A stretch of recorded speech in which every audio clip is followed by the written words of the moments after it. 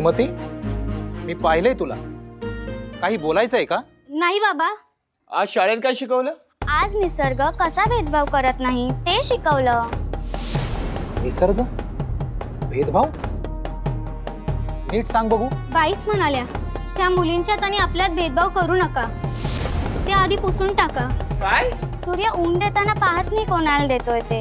पाऊस सगळ्यांसाठीच सारखा पडतो. हे नाही ते ज्ञान पाजळायला तुला शाळेत घातलेलं नाहीये, समजतंय का तुला? मी सांगितलं आधी बाबांना विचारेन, ते हो म्हणाले तरच तसं वागू.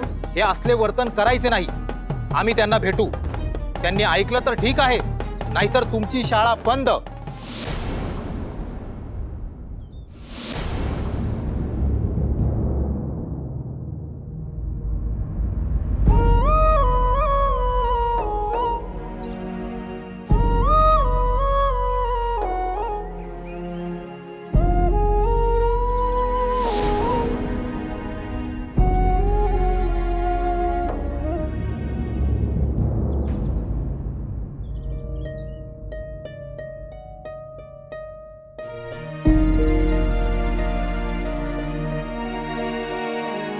शपथ घेते मी, यापुढे ज्योती सावित्रीला मी काही बी देणार नाही.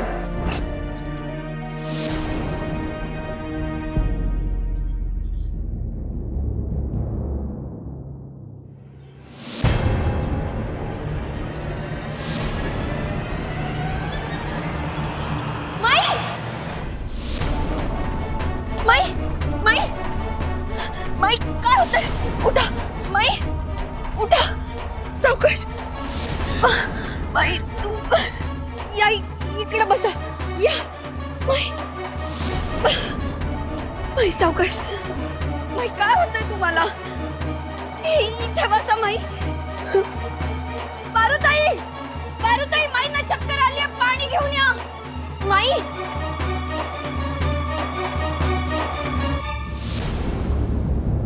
तेच म्हणलं, अजून पोतडीतून काहीच कसं काय नाही निघालं. काय बोलताय तुम्ही पारुताई? मी काय आज वळखून नाही.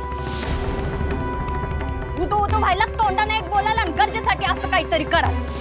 हो मी मुद्दाम काही नाही. हो माईंना चक्कर आलीये, तुम्ही पाणी आणा. नाही तर तुम्ही माईंकडे बघा, मी पाणी आणते. अगं तुम्हाला काय झालं? आपण नाही म्हणलं होते तरी काहीतरी द्यायला गेले असाल. शपथ घेतली होती ना माई, मग आता शपथ मोडल्याचा परिणाम तर भोगावाच लागणार. हो, त्यांना कशासाठी बोलताय? त्यांचा काय दोष? त्यांचा हाच दोष आहे की त्या अजून बी तुमच्या जाळ्यात अल्लत सापडतात ना. आमच्या जाळ्यात? काय? माई पाणी पिया. 4 घोट याच घरचं पाच आणि जाताना खायची सोय करून जा. असं कशासाठी बोलताय पारुताई? तुझ्या घरात अन्नाचा कण नाहीये हे ठाव आहे मला, म्हणून तू काही ना काही कारण काढून इथं येतीयास हे बी ठाव आहे मला. उगाच सोंग करू नगस. ती माझी सासू आहे, मी बघन काय करायचं ते. तू जा. ताई नका असं बोलू. तुम्ही घर टाकलं ना बघ, मग जा की. मी माईंसाठी इथं बाय समजलं मला. तू माईंसाठी इथं आलीस. माई चक्कर येऊन पडल्या, तुला राहावलं नाही, तुझं काळीच गलबललं म्हणून तू इथं आलीस. गुणाची ग बाई माझी तू. पण म्या आता इथं हाय, म्या बघन माझ्या सासूकडे. तू जा. जा की.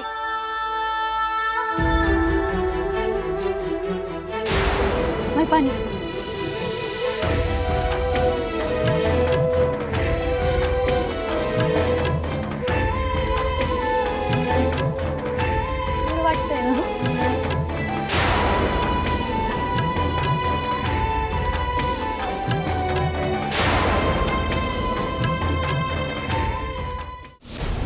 नमस्कार नमस्कार. मी तुमच्याकडेच येणार होतो. तुम्ही सुधारण्याचं पाऊल उचललं, आपल्या मुलींना शाळेत पाठवलं, पण त्याच गोष्टीचा पश्चाताप वाटायला लागेल असे वागू नका. बघा, आम्ही इथे आमच्या मुलींना शिकायला पाठवतो, बिघडायला नाही. धर्मसभेच्या विरोधात ठाम उभे राहून सांगितलं आहे की आमच्या मुली संस्कार विसरणार नाहीत. हो ना, आणि तुम्ही पहिलाच धडा तो दिलात की विसरून जा. अहो कसं शक्य आहे? तेच ना. अहो संस्कार विसरणं कसं शक्य आहे? थांबा थांबा थांबा. मी मुलींना जे शिकवतो आहे ते बिघडवण्याकरता नाही, आजूबाजूच्या परिस्थितीचं आकलन मुलींना व्हावं याकरता ते शिकवतो आहे. आपल्यात जर काही गोष्टी चुकीच्या असतील तर ते आपण बदलायला नकोत काय? हो, पण ऋषी मुनींपेक्षा आपण महान नाही आहोत आणि त्यांनीच सांगितलेली शिकवणूक पुसून टाकणारे आपण कोण? त्याही पेक्षा आमच्या मुलींना त्यांची आवश्यकता नाही. तिला शिक्षण शिकायचं आहे. केवळ साक्षरता म्हणजे शिक्षण नव्हे. केवळ अक्षर ओळख होणं आणि आकडेमोड करता येणं म्हणजे शिक्षण नाही. बुद्धीची कवाडं उघडून नव्यानं विचार करता येणं म्हणजे शिक्षण आहे. मी परंपरा नाकारत नाही, पण एखादी गोष्ट मोठे म्हणतात म्हणून आपण मान्य करायची का आपल्याला पटते म्हणून आपण मान्य करायची याचं तारतम्य येणं म्हणजे शिक्षण. मी शिकवलेली आकडेमोड व्यवहारात उपयोगी पडेल नाही पडेल, पण हा विचार, हे तारतम्य, हे नक्कीच व्यवहारात उपयोगी पडेल. अहो तुम्ही लक्षात घ्या ना, आम्हाला धर्माच्या विरोधात काहीही करायचं नाही.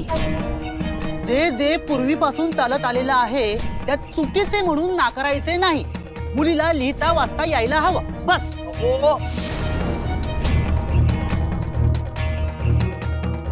पहा, लहान मूल हा मातीचा गोळा असतो. त्याला भेद करायला, माणसा माणसात अंतर ठेवायला आपण शिकवतो. ते चुकीचं नाही वाटत का तुम्हाला? लहान मुलाला आपण जे शिकवू ते शिकतं. मग कशा करता त्याच्या मनात असे चुकीचे विचार रुजवायचे? आता पेशवाई गेली, इंग्रजी राजवट आहे, उद्या काळ आणखीन बदलेल. बदलत्या काळाबरोबर आपल्या रूढी परंपरा यांचा आपण पुन्हा एकदा विचार करायला नको का? हे बघा, तेच उगाळत बसायला आम्हाला आवडत नाही आणि ते तसं आम्हाला जमतही नाही. स्पष्टच सांगतो, तुम्ही जर आमच्या मुलींना तुमच्या शाळेत हेच शिकवणार असाल तर आम्ही आमच्या मुलींना तुमच्या शाळेतून काढून टाकू. चला चला.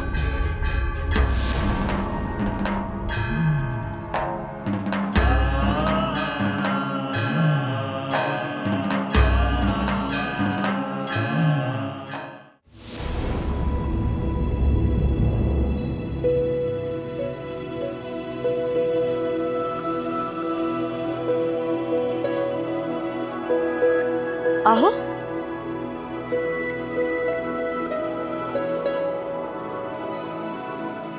कधी आलात आणि असे का बसले?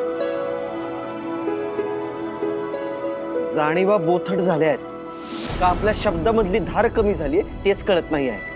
आपले विचार लोकांपर्यंत पोहोचतच नाही आणि त्यांच्याशी कुठल्या भाषेत बोललं तर त्यांना कळेल हा प्रश्न पडतो. सावित्री, मी त्या मुलींच्या पालकांना समजावू शकलो नाही. आपल्या मुलींना शाळेत पाठवणार नाही असं म्हणाले ते. आपल्या हेतूबद्दलच शंका असेल तर कितीही समजावून काही उपयोग होणार आहे का? ज्याला समजून घ्यायचं असेल त्याला शब्दांची गरज भासत नाही, आणि समजून घ्यायचंच नसेल तर त्याला कितीही भरजरी शब्द वापरले तरी काय उपयोग होणार आहे? कारण कुठल्या दृष्टिकोनातनं बघायचं हे त्यांनी आधीच ठरवलंय. म्हणूनच आपलं बोलणं हे वाळूत लिहिल्यासारखं आहे. वाऱ्याच्या साध्या झुळुकीने सुद्धा नाहीसं होऊन जात आणि त्यांची मतं, त्यांचे बोल म्हणजे अगदी दगडात कोरलेली.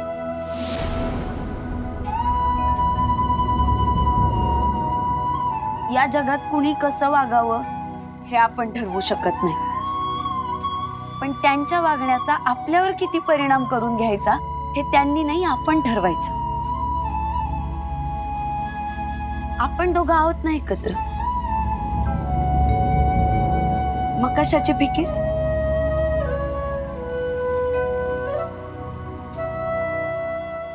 होय, आपण दोघं मिळून कुठल्याही संकटाचा सामना करू शकतो.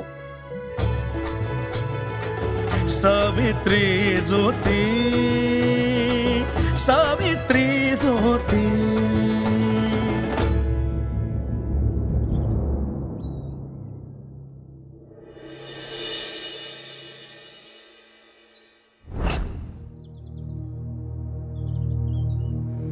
सावी,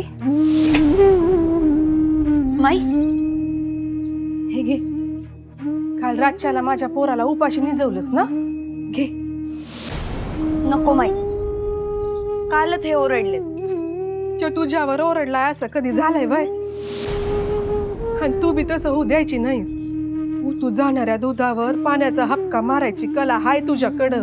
घे अगं झुणका भाकर आणि ठेचा आणलाय, ठेव. माई तुम्हाला बरं नव्हतं, तुम्ही कशासाठी एवढं करत राहिलात? मायेची नाळ आहे बाय, अशी सहजासहजी नाही तुटायची ती.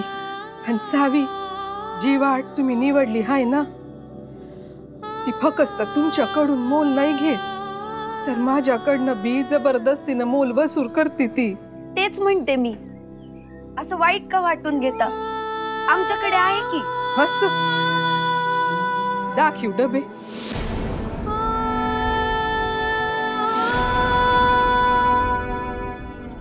एका जरी डब्यात काही गावलं ना सावी, तर हे आणलेलं आल्या पावली परत घेऊन जाईन मी. आहे म्हणजे याच्यात नाही, दुकानात आहे. आणलं नाहीये अजून, आज आणेल. तिथं मोजाया पैक असत, अरे असं होऊच दिलं नसतंस तू. ठाव आहे मला.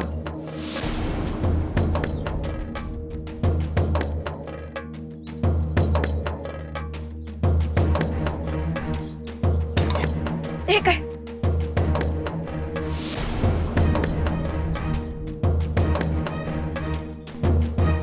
पैसे आहेत की? या बा, या बघा, तुम्हीच बघा. आले मी नांदायला आणि मडका नाही रांधायला. ते बघा, तुम्हीच बघा माई काय करतात ते, कुणाला काय देतात आणि काय नाही ते. तुझी अजून हाऊस फिटली नाही वय?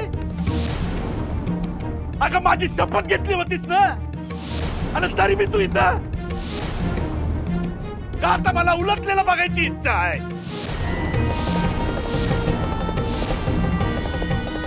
हवं असं कसं म्हणेन मी? कसं मानीन म्हणजे? मग या समजाचा काय अर्थ आहे? हा? नाही, यांना काय गरज आहे? ऐक की पैक, मग तुझा कशा पाहिजे तुटतोया? आबा असं नका म्हणू, हे शाळेचे पैसे आहेत. सदा भाऊजींनी नगरला जाताना शाळेच्या खर्चासाठी दिलेत. आणि पैसे असले नसले म्हणून कुणी आपली माणसं तोडतं का? ऐका, मला उगा अक्कल शिकवू नकस. माणसं कधी तोडतात का म्हण? आणि एक तू मला विचारते आहेस काय ग? मग घर सोडून कोण माझा बा निघाला होता का?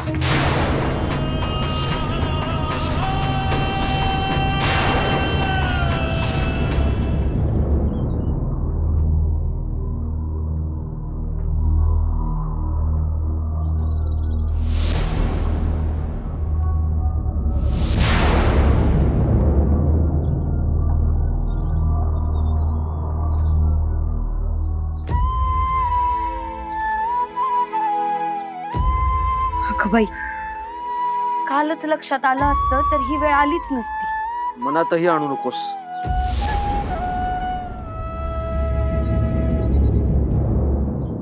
ह्यातले काही पैसे आपल्याला स्वतःसाठी वापरता येतील. अहो, काल रात्री तुम्हाला उपाशी झोपावं लागलं. तुम्हाला सवय नाही. म्हणजे तुला सवय आहे काय? नाही, पण बायका सहनशील असतात. उपास घडला म्हणून कुणावर राग काढत नाही. मीही कुणावर राग काढलेला नाही. काल तर नाहीच नाही, उलट हात जोडून विनवण्या करत होतो काल. कालच्या दिवसाची आठवण कशाला काढता? सूर्य उगवला, डोक्यावर आला की कालचं सगळं पुसून टाकावं माणसानं, असं तुम्हीच म्हणता ना? ठीक आहे, नाही बोलू, पण अगोदर तो डबा बंद करून जागेवर ठेव. ते सगळे पैसे सदानं शाळेच्या खर्चाकरता दिलेले आहेत. त्यातली पैन पै ही शाळेकरताच खर्च झाली पाहिजे. अहो, पण शाळेचे पैसे वापरावे हा विचार माझ्या मनात तरी येईल का? पण आता परिस्थितीच अशी आहे की गरज ही माणसाला मिळालेली संधी असते सावित्री. तिच्याकडे हतबल होऊन पाहायचं का तिला पुरून उरायचं हे आपल्याच हातात असतं. पण प्रत्येक प्रयत्न यशस्वी होतोच असं नाही. बरोबर, नाहीच होत, पण त्यात चूक काय आहे? आपण प्रयत्न सोडायचे नाही, पुन्हा प्रयत्न करायचे. म्हणजे आज अयशस्वी झालो तर आज पण उपाशी झोपणार? मला ही कल्पनाच सहन होत नाही. तरीही ते पैसे वापरायचे नाहीत. त्या पैशांचा वापर सर्व समाजाला शिक्षणाची कवाडं खुली करून देण्याकरताच झाला पाहिजे. मुलींना, बहुजनांना शिकवलं, सुशिक्षित केलं तरच आपण गुलामगिरीतून बाहेर पडू. त्या दृष्टीने या रकमेकडे बघ, ती कितीतरी अपुरीच वाटेल तुला. मलाही त्यात भर घालायची इच्छा होती. आता कशी संधी मिळाली बघ. कमवायला सुरुवात केली की त्यातले अर्धे पैसे आपण ह्याच्यातच घालत जाऊ. अरे देवा, इथं आपल्याला खायला काही नाही आणि तुम्ही कमावलेल्यातलं पण अर्ध यात जमा करायचं म्हणता. आता बोलू तरी काय बोलू? मी सांगते ते ऐकाल? पटलं तर ऐका. जेवढी समज मनाला असते तेवढी पोटाला नसते. ते लहान मुलासारखं असतं. पोटाची समजूत घालण्याकरता एवढं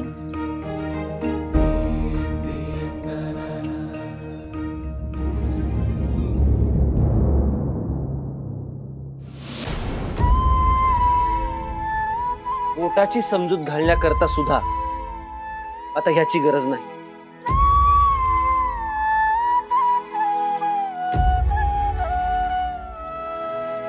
कालच उत्तर सापडले. आजपासून उस्मान बरोबर वखारीत जाणार आहे. काय वखारीत? हिसाब लिखने का काम है क्या? नहीं, हिसाब लिखने वालों को रोज पैसा कौन देता है? महीने का महीने में हिसाब होता है उधर. तो फिर अरे हलकं काम केलं तर रोजच्या कामाचा रोज पैका मिळेल ना. हल्का म्हणजे? देखा जाए तो ज्योति के सामने कोई भी काम हल्का ही है, पर अब लकड़ी फोड़ने का काम करना है उसको. या अल्लाह, ये तो नामुमकिन है. वो माने तो ना. तो म्हणतो की कुठल्या भी कामात कमीपणा नसतो. मैं सावी को बताती हूँ, उसे कुछ भी मालूम नहीं होगा. हे बघ फातिमा, तू या भानगडीत पडू नको. ज्योति आणि भाभीला काय भी समजवायची गरज नाही. मैं समझाऊंगा. अरे वो सोच से बहुत बड़े हैं. हमें अपने दायरे में रहना चाहिए और तू भी अपने दायरे में रहकर ही जो हो सकता है वो कर. बाकी सब खुदा पर छोड़ दे.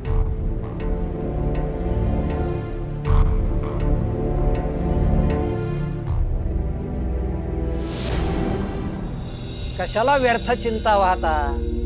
सगळं त्या कसब्यातल्या विघ्नहर्त्यावर सोपवा. तो आहे ना. गोपू भट, तुम्ही असे सांगताय जणू प्रत्यक्ष विघ्नहर्त्यानेच तुम्हाला शब्द दिलेला आहे आणि तो त्याप्रमाणे वागला नाही तर तुम्ही त्याच्या पालकांकडे तक्रारच कराल जणू. म्हणजे तीर्थरूप महादेव आणि पार्वती माता यांच्याकडे नेहमीची उडबस आहे ना तुमची. शिळोप्याच्या गप्पा होतात. सारीपाठ खेळायला जर पार्वती माता कधी उपलब्ध नसतील तर शंभू महादेव आपणासच बसायचा आग्रह करतात, हो ना? मला सांगतायत, उठा उठा, आता असे आळसावून बसू नका. मी काय म्हणतो, मी काय विचार केलाय ते ऐकून तर घ्या. नाही नाही नाही नाही, विनोद करू नका गोपू भट. म्हणे मी विचार केला. नको नको नको. तुम्ही कशाला विचार करायला हवा? विचार करायला आम्ही बसलेलो आहोत ना इथे. तुम्हाला जेवढे सांगितले आहे तेवढे करा. जाऊन त्या बळवंत विनायक, चिंतामणी गजानन, दत्तोपंत माधव आणि सीताराम नारायण या चौघांना गाठा. धर्मसभेत मारे नाक वर करून जे सांगत होते त्यांना. हेच तर म्हणतोय, नाक कापले जाणार असेलच तर ते कळणारच आहे.